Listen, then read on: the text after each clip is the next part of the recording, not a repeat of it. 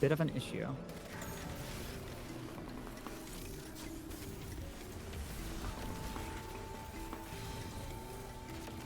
Oh my god. Oh my god. Second tether. Oh, chat, this does more than like almost all the heavies you could use in this encounter. This is a special weapon. Hello, Papoki here, and welcome back to another Destiny 2 Hunter build video. Today is an extremely interesting one, where we are going to be using an exotic that was bugged with the release of Edge of Fate, and Bungie decided, let's keep the bug in the game. This bug is increasing this weapon's damage by 200%. That's right, 3 times its damage, and Bungie decided, yeah, that's good. Let's leave that in the game. So I have made 3 builds using this exotic, and we're mainly going to be covering one of them, but I will mention the other 2 and leave the dim links down in the description. Anyways, without further ado, let's get started. Today's weapon of choice is Dead Messenger, one of the least used and less popular exotics inside of Destiny. This exotic is fairly simple. It is a wave-frame grenade launcher that instead of firing one wave, fires 3 short waves upon the grenade hitting the ground. Its other perk is the fact that it can switch elements at will between Void, Arc, and Solar. And its trait, Fundamentals, makes it to where when you get a buff applied to yourself or a debuff applied to the enemy that matches the element of the weapon currently, so it is currently Arc, if I get amplified, this will give me the Fundamentals. This will increase Dead Messenger's weapon damage by 30%. Dead Messenger also comes with 4 extra traits, the first of which being its catalyst, Turnabout. Turnabout is going to give you a 30 HP overshield for 10 seconds whenever Dead Messenger breaks a combatant's shield. This happens all the time, so you basically have a permanent 30 HP overshield at all times. Next up, because Dead Messenger is a craftable weapon, it comes with 3 refits, the first of which being Thresh. Kills with Dead Messenger are going to grant you an additional 1% super energy for each time you get a kill. This is pretty much useless. Its next trait is Demolitionist. Getting a kill with Dead Messenger is going to give you back around 10% of your grenade ability energy, though it really depends on the chunk scaler of your specific grenade. Look at D2 Compendium for that one. And whenever you use your grenade, it is going to refill the magazine on a 3-second cooldown. And the most important trait that Dead Messenger has for its refit is Unrelenting. Unrelenting is going to start your health regeneration and restore 65% of your HP, basically around whenever you get a kill with Dead Messenger. So this is basically going to act like a mini Devour that is always active at all times, which is ridiculously strong. Dead Messenger is also a weapon that has a base ammo generation stat of 70, meaning if you put a single ammo gen mod corresponding to the element you're most likely going to be using on Dead Messenger, you can get Dead Messenger's ammo gen up to 90, which means you can follow the 90 ammo gen special ammo economy chart for 8 minor kills equals 1 brick, 5 minor kills equals 1 brick, 2 kills for 1 finisher brick, 1 brick equals 7 rounds, and 1 finisher brick equals 4 rounds. Meaning, as long as you have 1 chestplate mod for Dead Messenger's element, a special finder, and a scav, Dead Messenger is a infinite ammo special weapon. So what is this Dead Messenger bug that I have talked about? Well, when the Edge of Fate released and the fundamentals got reworked to give it a 30% damage bump instead of extra stats, Dead Messenger had a physics bug introduced with the patch, making it to where instead of like a normal wave frame, it deals 1 instance of damage, which it used to prior to Edge of Fate. Now it deals 3 instances of damage, where it should be only dealing 1. This was a problem in PvP and Gambit, so they swiftly removed it from the game, but the developers thought, hey, Dead Messenger doesn't get used almost at all, so just like Last Word and its unintended damage buff, they decided to keep this inside of PvE because, well, yeah, no one uses this gun. But now it's the end of Renegades, and we have things like the A499, the, best heavy weapon in the game for damage, right? And the A499 deals a nice 2100 damage, right? Well, if we just proc fundamentals here, Dead Messenger deals 2300 damage with fundamentals. Isn't that quite interesting? So Dead Messenger deals more damage than A499. If we don't have fundamentals, it is only 14% less than A499, which means if we stack any amount of buffs or debuffs onto an enemy and have fundamentals going, like let's see here, we get bolt charge, so we get fundamentals on hit, and we just get it going. This is now dealing around 3,000 damage per shot, way higher than A499, and takes literally zero effort in the world. You can just sit here and spam, and the DPS is quite insane. We've one-phased some dungeon bosses using this, and absolutely melted Renegades, which you saw in the intro. It's a little crazy. Our main exotic pairing with Dead Messenger is going to be Mask of Bakris.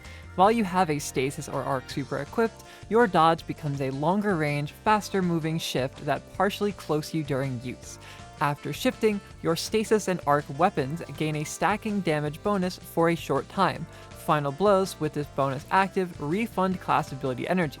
The way this exotic is going to work is with our Arc Dead Messenger, we're going to dodge, get light shift, and every 2 kills is going to refund our dodge completely. And when we dodge, it's going to reload our Dead Messenger instantly. So we can fire, dodge, fire.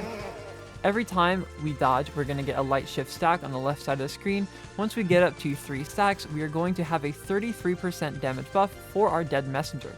And while you have light shift active, hitting any stasis affected target like this champion here is going to increase our damage by a further 10%.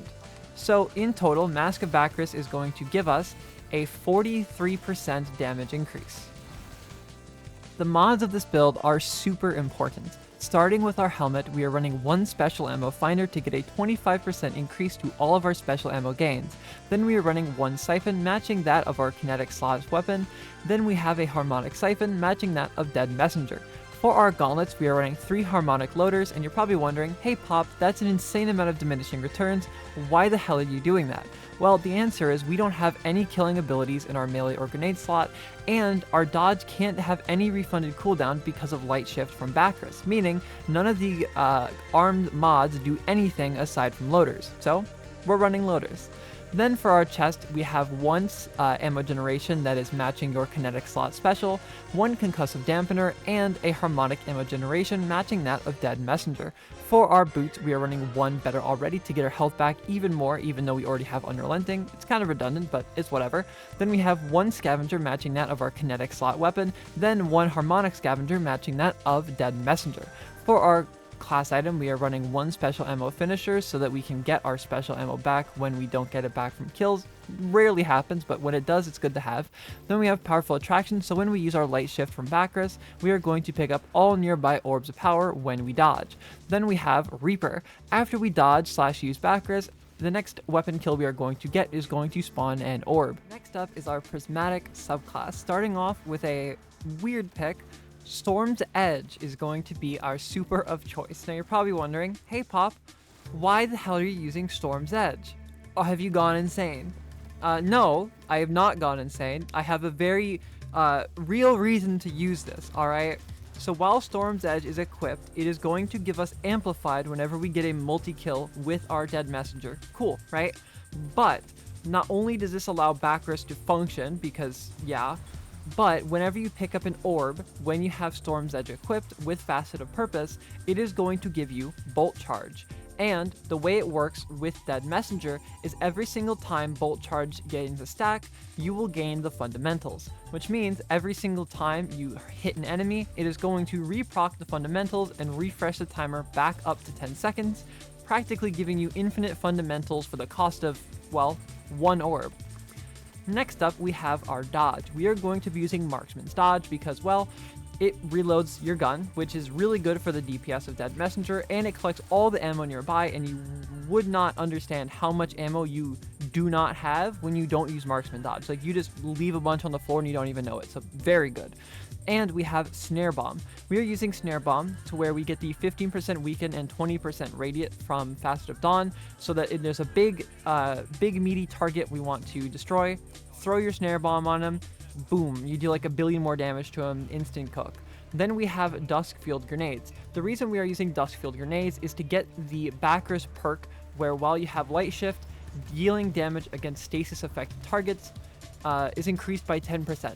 So if you have Light Shift active and you throw a Dust Field Grenade at an enemy, that is an extra 10% damage being applied to your weapons. Then for our aspects, we have Winter Shroud. Winter Shroud is going to slow nearby enemies, which is going to make us deal more damage to them with Bakris, and that is going to give us a 50% DR. Very strong. Then we have Threaded Spectre. Since we are going to be dodging constantly, we will leave a Threaded Spectre behind, making all the enemies attack it instead of us. Meaning, most of the time we'll be in combat, the enemies aren't even going to be looking at us because they're going to be looking at the 5 Threaded Spectres behind us. For our fragments, we are running Faceted Protection. This is going to be a 15% up to I think 30 something percent in Transcendence DR while we're near enemies, which we're always going to be, so awesome. Then we have Faceted Purpose. When you pick up an Orb of Power, it is going to give you a buff based on your equipped super. Because we have Storm's Edge equipped, that is going to give us Bolt Charge, so we can get the 30% fundamentals buff at all times. Then we are running Faceted Dawn, which means when we hit an enemy with our powered melee, we're going to get 5 seconds of Radiant, and since we are using Snare Bomb, that is going to combine with the weaken from Snare Bomb to give our weapons a massive push in damage. Then we have Facet of Balance. Facet of Balance is going to give us a flat 10% of our melee back whenever we get 3 kills with a light damaging weapon.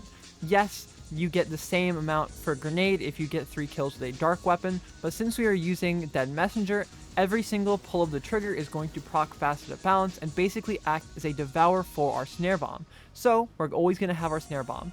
Then we have Facet of Ruin, purely because it gives us plus 10 weapon stat. That's it.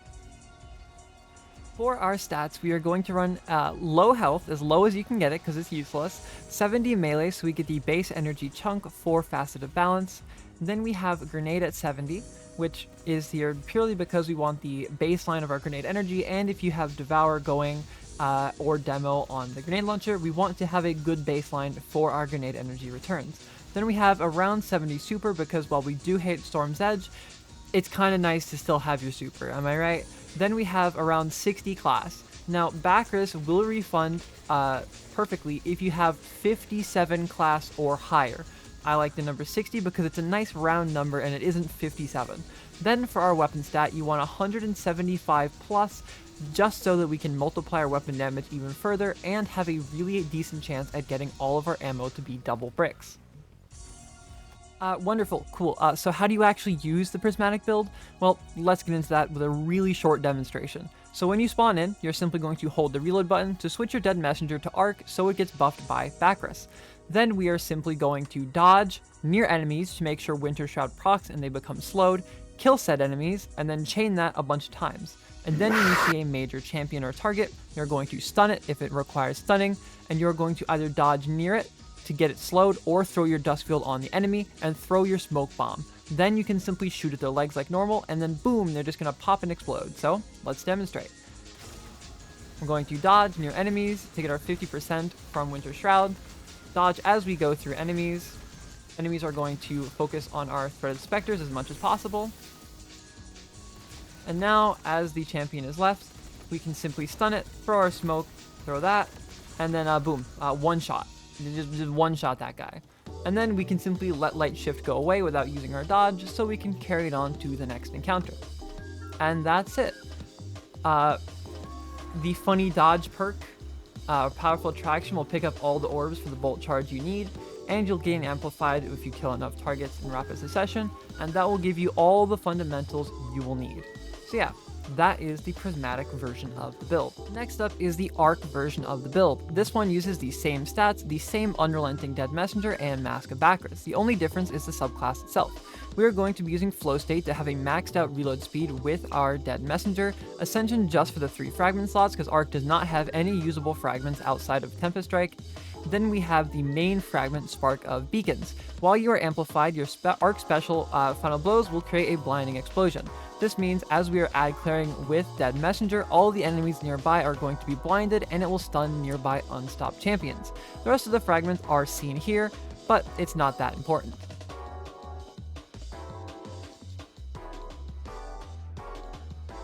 So all we're going to do is switch our Dead Messenger over to Arc and get to killing. we are going to dodge first, and when we get our second charge, we are going to use Ascension instead of our Bakris dodge. Then, as you can see, all our kills are going to blind the nearby enemies and make them not do anything, and this is also going to stun the unstopped champion. That guy is sitting over there not having a good time, man. Anyways, we can punch this guy and finish him up with 2 quick shots of...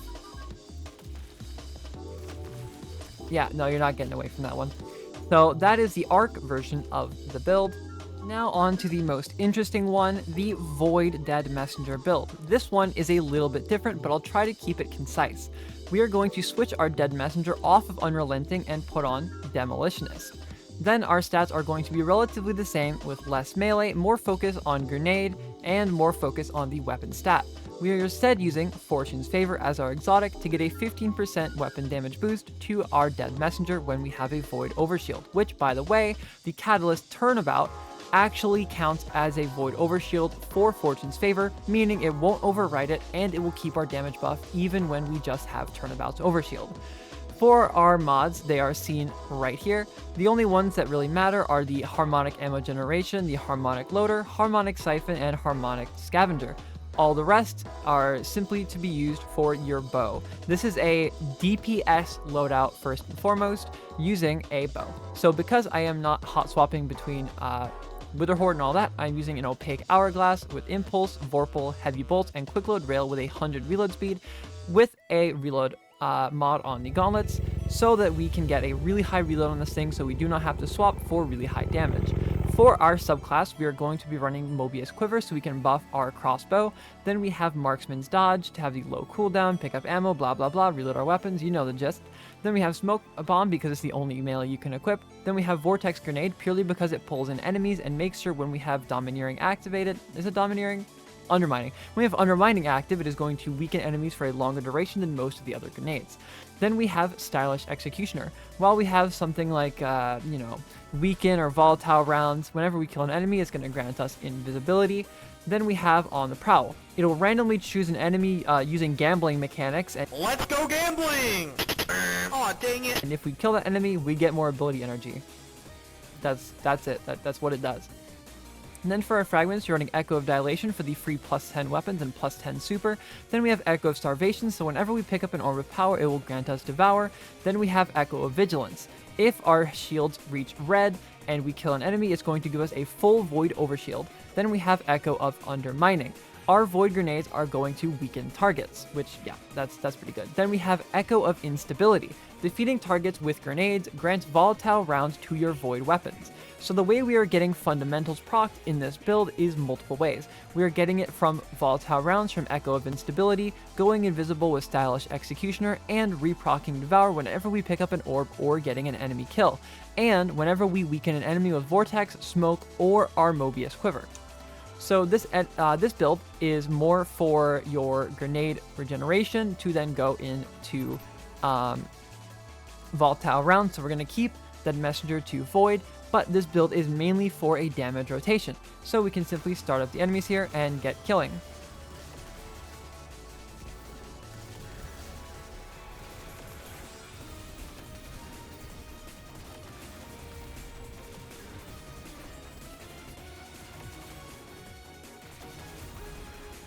While it is a little slower than the Arc and Prismatic counterparts, the one thing it gains over both of those is the fact that it can actually deal DPS. Now, since Dead Messenger deals a ton of DPS equaling that of a heavy weapon, even more so, we can simply do a classic Void combo of just using our crossbow after using this, so we can do that. You want to throw your grenade before you pop your super, I'm just being dumb. Firing out your stuff. And then right before your Mobius goes away, we're going to pop it one more time after this bolt. And then we are going to switch to Dead Messenger and get DPSing. This deals a ridiculous amount of damage, and it's super simple to use. There's no swapping required, nothing. All you have to do is just do this, hit the guy 100 times. I'll insert a clip here of us like one-phasing a boss with it if I have one sitting in my computer. And yeah, that's it. That is the Void counterpart of the build. Fundamentals. Mercy, I'm not.